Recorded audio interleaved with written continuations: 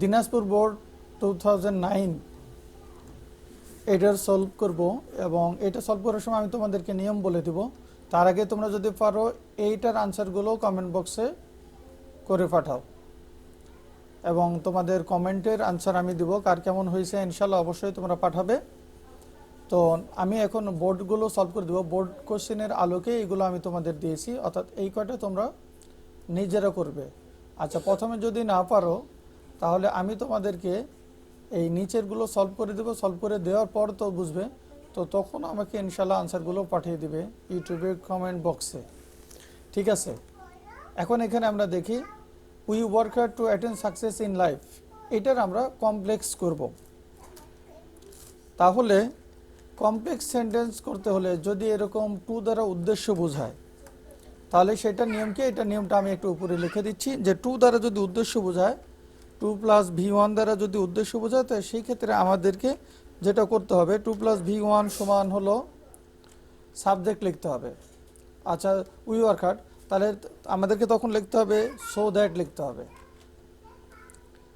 এরপরে লিখতে হবে কি? সাবজেক্ট লিখতে হবে।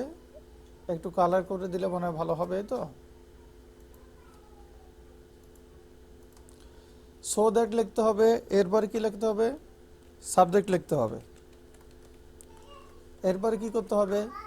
ক্যান, মে, মাইট এরকম কিছু লিখতে হবে। ক্যান অথবা কুড অথবা মে অথবা মাইট, আর কিছু তোমাকে করতে হবে না। তাহলে we work hard to attend success in our life, আমরা কঠোর পরিশ্রম করি যাতে জীবনে আমরা উন্নতি লাভ করতে পারি। তাহলে এইটার আনসার যদি আমরা করি তাহলে হবে কি? কেউ একজন বলতে পারবেন? Raisa? We work hard so that we can attain success in our life. Good, we work hard. এখন এই টুর জায়গায় লিখতে হবে সো দ্যাট, তাহলে আমরা সো দ্যাট লিখি। সাবজেক্ট লিখতে হবে, সাবজেক্ট হলো উই, তাহলে সো দ্যাট উই। এরপর লিখতে হবে ক্যান, যেহেতু প্রেজেন্ট টেন্স আছে, সো দ্যাট উই ক্যান। আর আমাদের কোনো পরিবর্তন করতে হবে না, এই টুর পরে যা আছে এই পুরোটা আমাদের লিখতে হবে। Attend success in our life. আমি এইরূপ আরেকটা বাক্য দিই যেটা তোমরা ইনশাল্লাহ করবে, বাকিরাও ইনশাল্লাহ। এইটার আনসার সিয়াম বলেন দেখি, he went to market to buy a pen. কি হবে আনসার? তাহলে এই টুর জায়গায় আমাদেরকে কি লিখতে হবে? He went to market so that he sorry, could এই buy টু a না, pen. এই টুর জায়গায় লিখতে হবে। হ্যাঁ, এই টুটা প্রিপোজিশন, এইটা না, এই টুর জায়গায় আমাদের লিখতে হবে। তাহলে He আনসার went হবে to কি? market so that he could buy a pen. He went to market, so টুর জায়গায় আমাদের লিখতে হবে সো দ্যাট, সাবজেক্ট লিখতে হবে। তাহলে এখানে সাবজেক্ট আছে হি, তাহলে আমরা এই হিটা এখানে লিখি হি। এরপরে কি লিখতে হবে? Can, could. তাহলে আমাদের এখানে যেহেতু ওয়েন্ট আছে পাস্ট টেন্স, তাহলে আমরা লিখব কুড। বাকি আর কোনো পরিবর্তন করতে হবে না, buy a pen. Thank you. তো পরের বাক্যটা আমরা দেখি, এখানে লেখা আছে peace and prosperity is not possible without being industrious. এখন এটা কি করতে হবে? অ্যাফার্মেটিভ। এখন এটার অ্যাফার্মেটিভ করতে হলে কেউ আনসার বলবেন এটার? Peace and prosperity is impossible without being industrious. হ্যাঁ, peace and prosperity is not possible without big industries. তাহলে এটার অ্যান্সার হবে peace and prosperity is impossible, অর্থাৎ অসম্ভব, উইদাউট বিগ ইন্ডাস্ট্রিয়াস, অর্থাৎ ইন্ডাস্ট্রিয়াস হওয়া ছাড়া, পরিশ্রমী হওয়া ছাড়া অসম্ভব। তার peace and prosperity is impossible. Peace and prosperity is impossible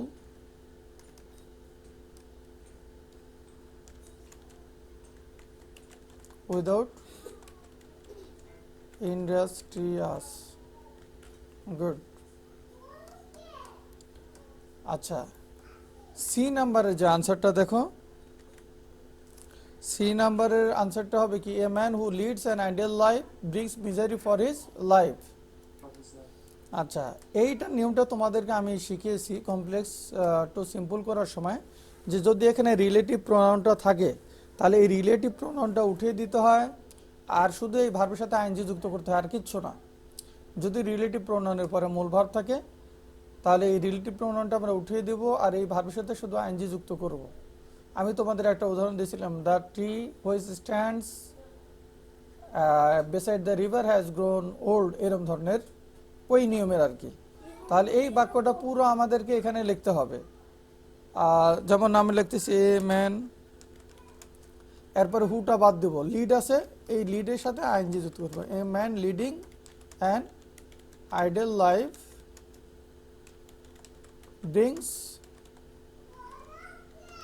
misery for his life.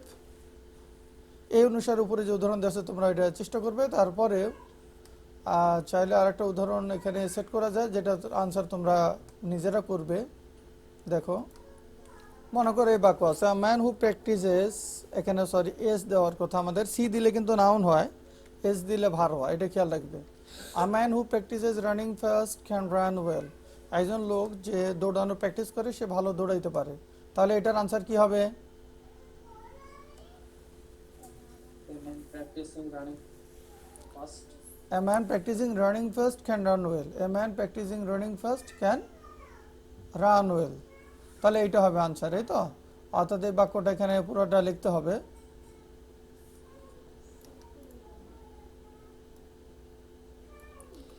পুরো বাক্যটা এখানে লিখতে হবে, শুধু হু বাদ দিতে হবে। হু বাদ দিয়ে ভার্বের সাথে আইএনজি যুক্ত করতে হবে, এই তো। Practising, practising, a man practicing running fast can run well. আচ্ছা, এখন এইটার আনসার দেখো তো। আচ্ছা, he can never help the people of this society, এটার প্যাসিভ ভয়েস কি হতে পারে? যে কোনো কেউ পারেন, বলতে পারেন। The people of the society can never be helped by him. আচ্ছা, কি বললে? যেমন এখানে হলো হি হলো সাবজেক্ট। আচ্ছা, ক্যান কুড, আচ্ছা বল। হ্যাঁ, can could may might must এগুলো থাকলে এর সাথে প্যাসিভ ভয়েসে বি বসে। Can could may might must এগুলো থাকলে প্যাসিভ ভয়েসে এর সাথে বি বসে। তাহলে he can never help the people of this society, এই হি হলো subject, People of the society হ্যাঁ, এইটা হলো object, the people of this society. হ্যাঁ, by তাহলে the people of the society can, এই নেভার আছে, নেভার, এরপরে বসবে be, can never be helped by him. ঠিক আছে। আচ্ছা, এভরিবডি অ্যাবহরস হিম, এটা নেগেটিভ কি হবে?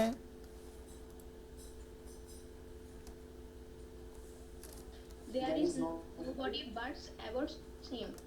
গুড, এভরি থাকলে দেয়ার ইজ নো বডি লাগে, তো। তাহলে আমাদের আনসার হবে কি? এখানে লিখবো দেয়ার ইজ নো বডি।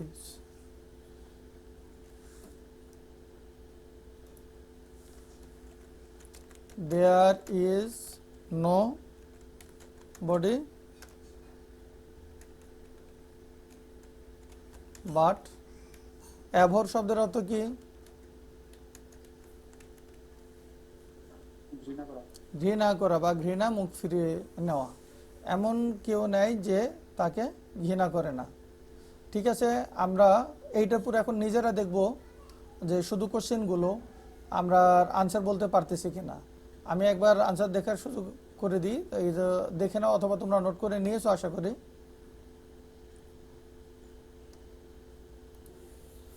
ওকে, ঠিক আছে, থ্যাংক ইউ, আসসালামু আলাইকুম ওয়া রাহমাতুল্লাহ। পরবর্তী ক্লাসে দেখা হবে।